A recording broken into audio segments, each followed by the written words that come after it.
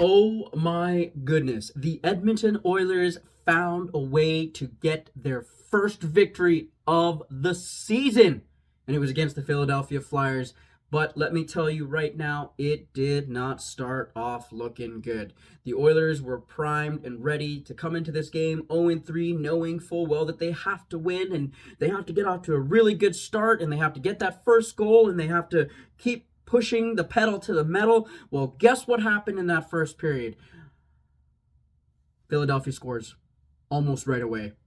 It's unfortunate. But even though that they score, it's a little controversial because we're not sure if the puck was pushed into the net or the goaltender was pushed into the net, but that's okay. The Oilers will review that goal, and, well, they don't get the goaltender interference call, and Philadelphia keeps its goal, and the Oilers get a penalty, and Philadelphia subsequently scores, or they scored, and so they keep that goal, and now they're on the power play, which is terrible start for the Oilers. That's not what you wanted, 0-3, looking for your first victory. And then, after that, or shortly after that, Corey Perry gets a penalty. Another power play, I should say, for the Philadelphia Flyers, in which they score. Definitely not a good start for the Edmonton Oilers in this first period. But just when I thought that there could be hope, Bouchard fires a Bouch bomb from the blue line. However, goaltender interference called against Zach Hyman, and we get a penalty. So this was the fourth time in the first period that we were shorthanded. So we're down 2-0. The refs are just not calling things our way. No knock on the refs. They call it however they want to. I still don't understand goaltender interference.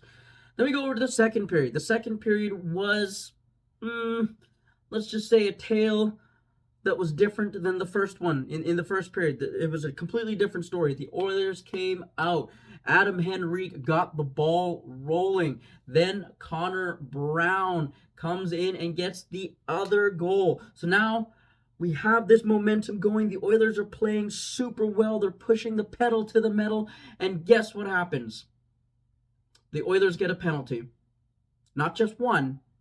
They get two. And then they get scored on.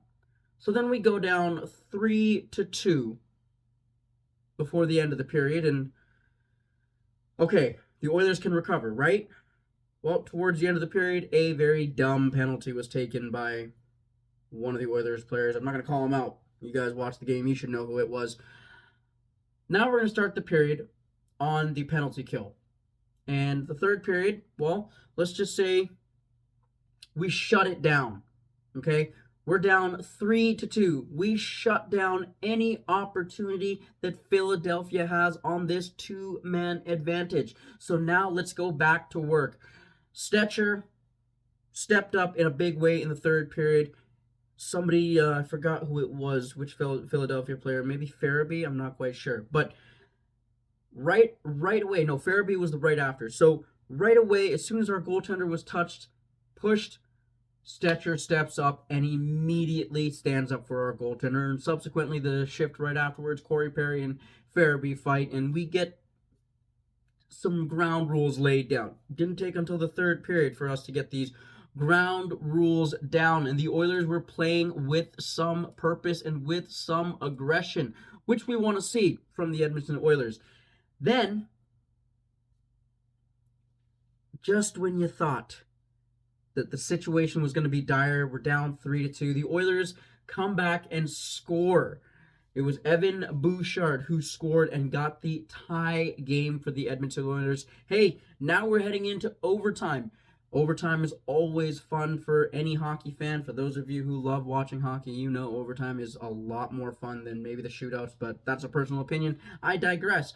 The Oilers come out in the overtime and they are pressing. When Philadelphia gets a breakaway goal, Stuart Skinner makes an amazing save to keep the Oilers in the game. The Oilers rush back down the ice, and who else on a breakaway? Connor McDavid goes in alone, and it's saved, but he gets the rebound and sends it over to Draisaitl, and then the Oilers win. And so I, as an Oilers fan, am a happy camper because now, instead of saying we're 0-4, we are now 1-3.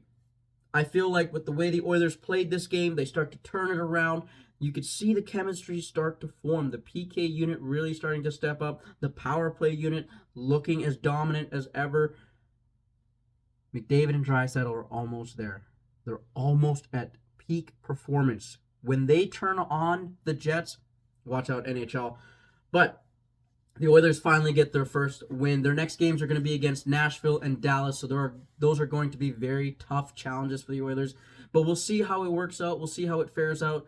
For those of you who watched the game, let me know what your experiences were, what you thought of the game, what the end result. Hopefully you guys were happy. And for those of you guys who are tuning in and watching this, I appreciate you guys watching another episode.